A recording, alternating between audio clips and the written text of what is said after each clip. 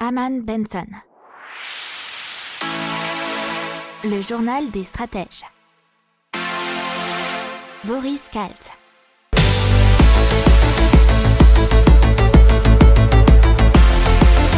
Bonjour à tous et bienvenue dans le journal des stratèges pour une revue de l'actualité éco, tech et impact du jour. Nous sommes le lundi 8 février 2021. Au sommaire, à la une, l'Europe qui mise sur un mécanisme d'ajustement des émissions de carbone aux frontières. Dans l'économie, l'annulation de la dette publique détenue par la BCE est dite inenvisageable par Christine Lagarde. Les prix du fret maritime s'envolent. Total qui remporte un projet éolien. La location saisonnière interdite à Nice.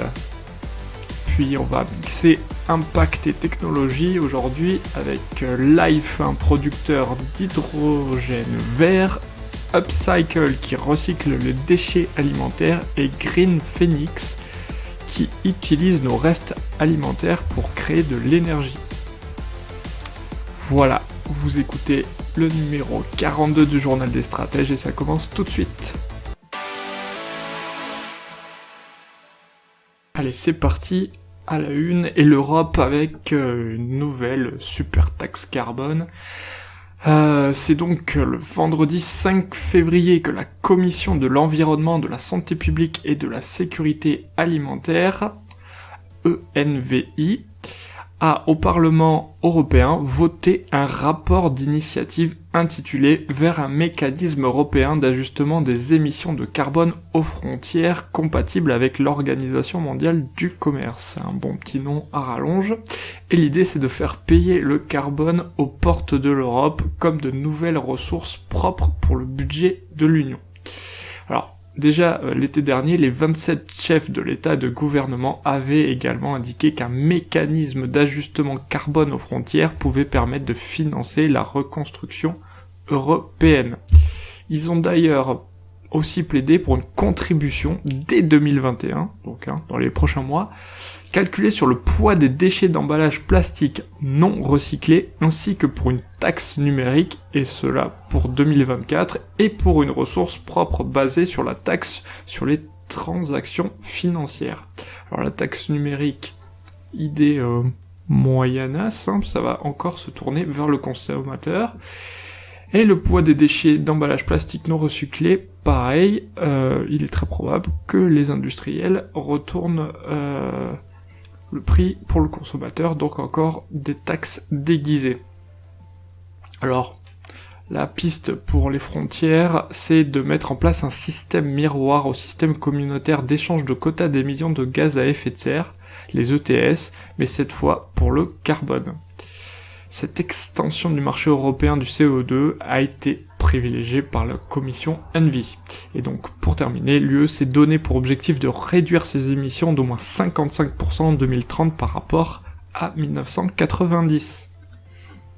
On continue dans l'économie avec Christine Lagarde, qui nous prévient que une annulation des dettes publiques détenues par la BCE est inenvisageable, puisqu'il s'agirait d'une violation du traité européen qui interdit strictement le financement monétaire des États. Et cette règle constitue l'un des piliers fondamentaux de l'euro. Et elle rajoute, si l'énergie dépensée à réclamer une annulation de la dette par la Banque Centrale Européenne était consacrée à un débat sur l'utilisation de cette dette, ce serait beaucoup plus utile. À quoi serait-elle affectée ? Sur quel secteur ? Et pour elle, ce sont les sujets essentiels d'aujourd'hui.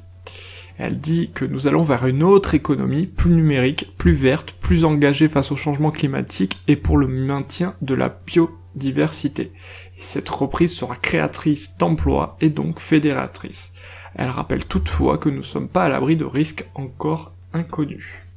Un petit mot sur les frettes maritimes qui s'envolent, puisque le Freightos Baltic Index, un indice qui mesure le prix du transport par conteneur, a presque quadruplé en 3 mois pour la route de la Chine vers l'Europe, passant de 2119 $ le 1er novembre à 7827 $ vendredi. Un mot sur Total qui a remporté un important projet éolien offshore au Royaume-Uni, et c'est dans une joint venture 50-50 entre Total et GIG Green Investment Group que Total a réussi à obtenir ce super projet éolien offshore du Crown Estate, c'est un domaine royal, et qui pourrait fournir jusqu'à 1,5 gigawatts d'électricité renouvelable. Alors le maire de Nice a pour le coup interdit les locations saisonnières à Nice pour les vacances de février, et dans l'idée sans doute de privilégier l'hôtellerie. Allez, on continue dans l'impact, et surtout avec l'hydrogène vert et Life, qui permet d'industrialiser la production d'hydrogène à partir d'énergie renouvelable pour les véhicules à pile combustible. Alors il faut savoir que selon l'Agence internationale de l'énergie, l'hydrogène aura un rôle essentiel à jouer dans la décarbonisation de l'industrie. L'Union européenne a lancé en juillet dernier un ambitieux plan de 180 milliards pour développer l'hydrogène afin qu'il représente 12 à 14% de son mix énergétique en 2050.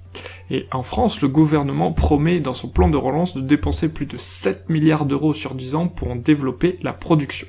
Alors Life c'est quoi? C'est produire de l'hydrogène avec des éoliennes, c'est donc produire un carburant avec de l'air qui sera consommé par des véhicules qui ne rejetteront par leur pot d'échappement que de l'eau. C'est ce que nous dit Mathieu Guéné, le fondateur de Life. C'est donc pour la première fois un cercle complètement vertueux. Alors la start-up a mis à point ses propres pièces d'électrolyseurs, de compresseurs et de purificateurs pour adapter le procédé de fabrication à l'intermittence de l'énergie entrante produite par les éoliennes, le tout piloté par un algorithme qui gère la sûreté des stocks. Alors, selon toujours le PDG Mathieu Guéné, il faut utiliser les infrastructures qui existent, comme recycler les 400 stations-service à essence le long des autoroutes en France, ou encore transformer les plateformes de forage en mer en stations d'hydrogène. Et pourquoi? Puisque les énergies fossiles comme le pétrole sont pour lui aujourd'hui dépassées. Alors l'idée c'est donc de pas d'installer des éoliennes partout. Et il faut savoir qu'ils ont déjà un projet dans les cartons qui prévoit pour 2022 la construction d'une première plateforme flottante de production d'hydrogène offshore. Allez, on continue dans l'impact technologique avec Upcycle, qui recycle le déchet alimentaire et là où ils ont été produits. Alors, dans l'idée, c'est le compostage de proximité et comment cela fonctionne. Cela fonctionne sur le principe de l'économie circulaire. La filière est encore peu développée et apparemment plus de 80% des déchets alimentaires sont toujours enfouis ou incinérés. Alors, selon Arnaud Ulrich, qui est fondateur de Upcycle, l'enfouissement émet 600 kg de CO2 pour une tonne de déchets, l'incinération 50 kg, alors que le compostage sur site seulement 10 kg. Et pourquoi? Parce qu'avec le compostage sur site, on s'affranchit logiquement du transport en camion qui représente la moitié du coût. Donc l'idée c'est d'avoir le composteur de déchets alimentaires sur place. La machine ne génère pas d'odeur, les biodéchets sont mis dans une trappe et ensuite le tout dans une température d'environ 65 degrés. L'ensemble est digéré par des bactéries et 15 jours plus tard, la machine recrache du compost frais qui mature ensuite 6 semaines dans des bacs.